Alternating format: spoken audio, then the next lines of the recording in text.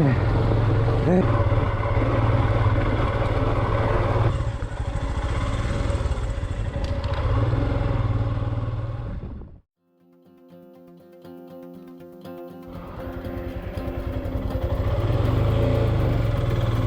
wonderful people of the great World Wide Web.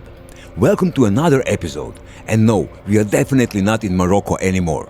About a week after I got home, instead of doing something sensible like resting, I decided it was finally time to ride a trail that's been sitting on my bucket list forever. Why didn't I try it earlier? Well, let's say my skill level, experience, and courage were often on coffee break at the same time.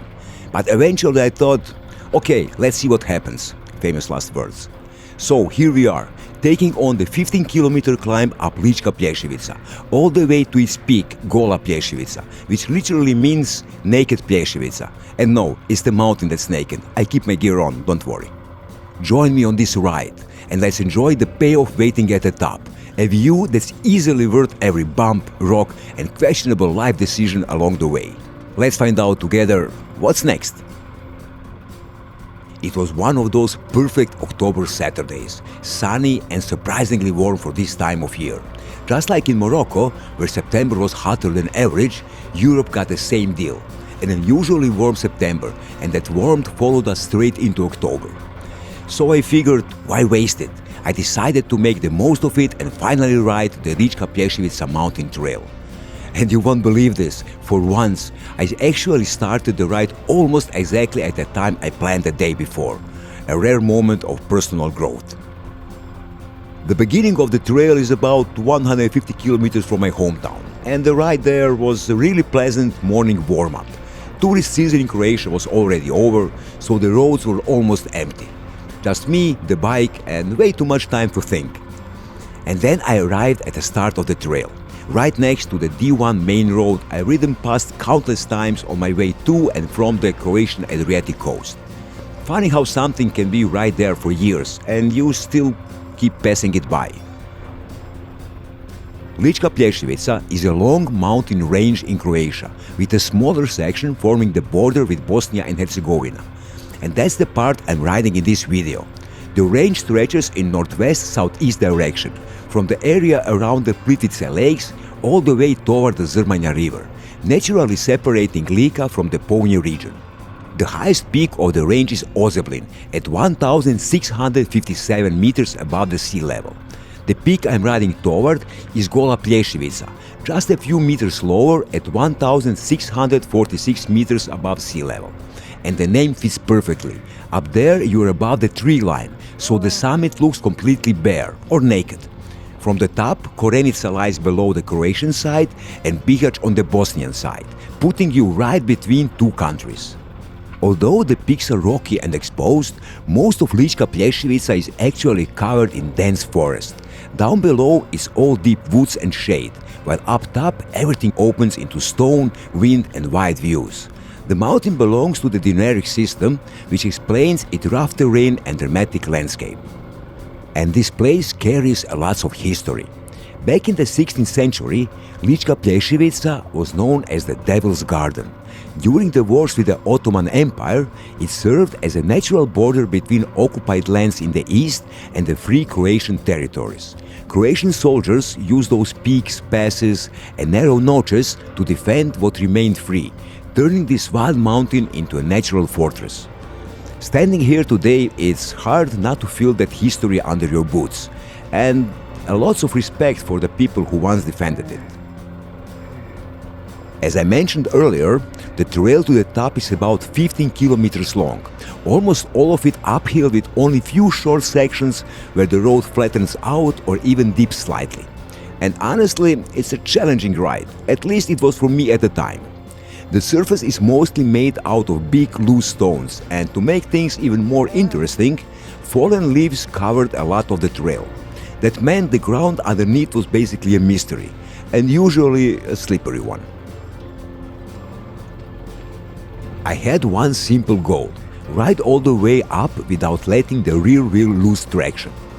If it slipped, I had to backtrack 100 meters and try again, working on clutch and throttle control. Yeah, I like giving myself little training missions on local rides. This one meant no rushing, no showing off, just smooth power and control. Riding uphill like that for 15 kilometers is physically exhausting. The trail is covered with big loose rocks, so full focus was mandatory, and I had to stop a few times just to catch my breath. The lower part runs through a beautiful forest, and autumn is still my favorite season to ride. Colors, wind, leaves everywhere. But as I climbed higher, the trail got rougher, the rocks got bigger and looser. Slow and steady, I reached my first goal without losing traction once. The only problem? The hardest 3 kilometers were still ahead. I took a break, looked at what was coming, and seriously wondered if it was a good idea. I'll admit I hesitated. For my skill level at the time, the last section looked like a proper hard enduro. But one thing I learned back in my skateboarding and snowboarding days is simple.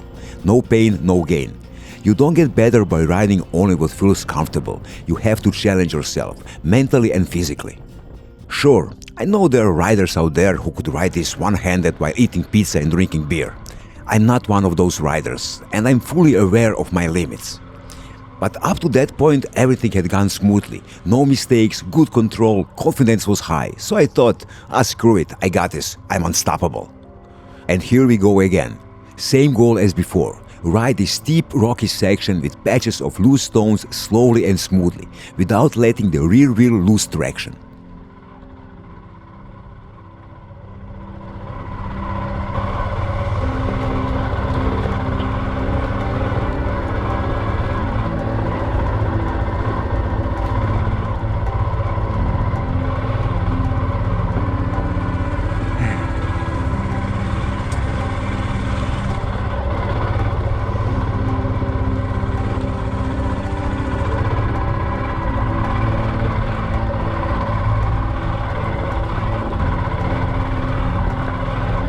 And yes, I rode it. We all know GoPro footage never does steep climbs any justice. It makes everything look way easier than it really is. So if a trail actually looks steep on a GoPro, trust me, it is steep.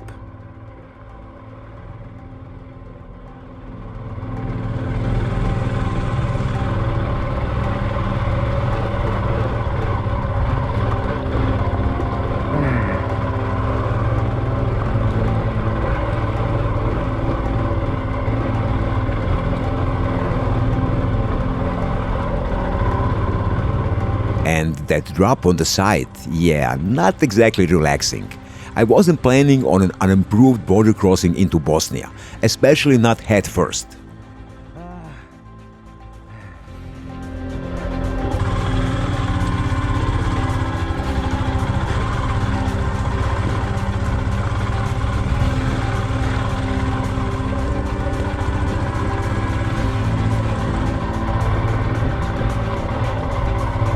This is the Himalayan doing what it does best: strong low end torque, smooth and predictable power delivery, and gearing that really helps on slow technical climbs. And suddenly even a noob like me looks half competent.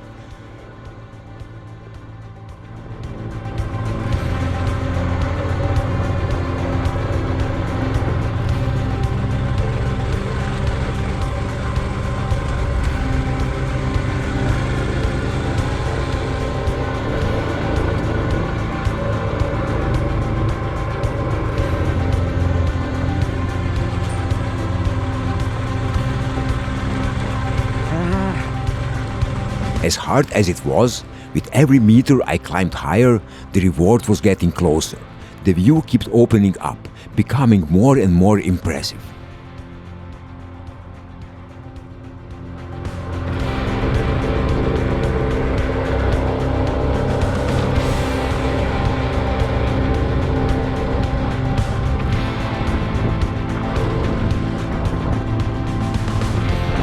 On the top of Gola Plješivica, you can also see the remains of a former Yugoslav Army radar station, once a part of the massive Željava Air Base defense network. During the Cold War, the station played a key role in monitoring air traffic, scanning the skies up to 400 kilometers away, scanning airspace towards parts of Italy in one direction and deep into Hungarian and Austrian airspace in the other. Having served in the Yugoslav Army myself, I can say there were worse places to spend your military days. What's left today are ruined concrete buildings, collapsed tunnels, and the remains of radar domes that once worked day and night. Back then, this place was strictly off limits and heavily guarded. Now it's silent, left to the wind, weather, and time. Standing up here, the contrast is striking. Once a tense, strategic military outpost, today just a peaceful, exposed mountaintop with an incredible view.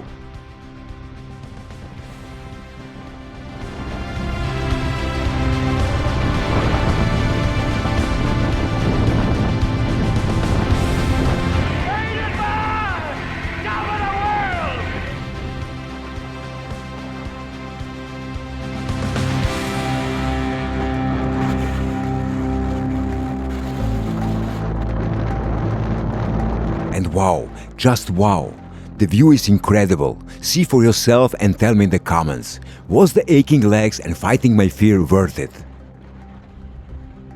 On one side is the Croatian region of Lika. That's where the name Lička Plješivica comes from. And on the other side is Bosnia. On the Bosnian side you can see the town of Bihać, and those straight white lines, that's the Željava Air Base, a well-known spot for motorcyclists and tourists. Funny enough, it's only about 150 kilometers from my hometown, yet I have never visited on my bike. But from up here the view of the airstrip is way better.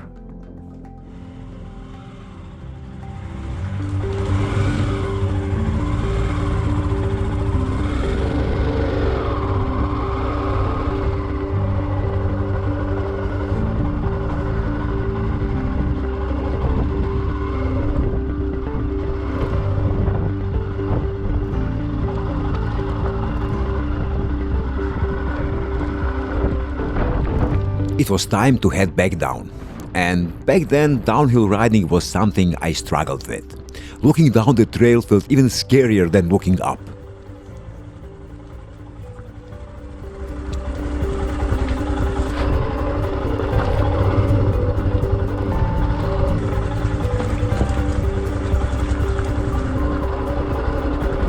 But there was only one way down. Ride it, like it or not. I tried standing, but my legs were already done from the climb. So I sat down and focused on one thing. Feet on the pegs, full control.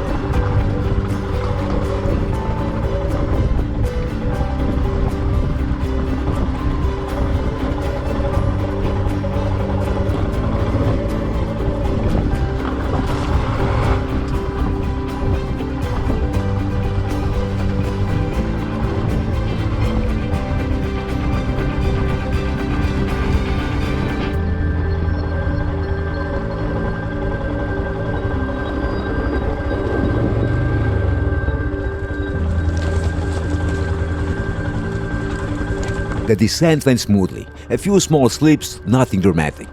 Slow and steady, I rolled all the way back down to the D1 main road.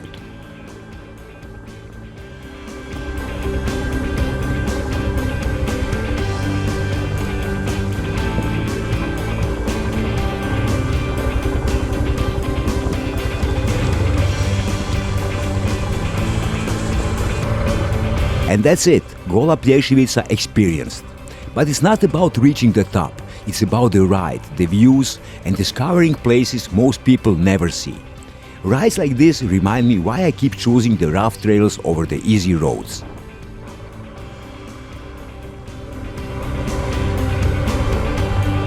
That's it for this video and for Season 2.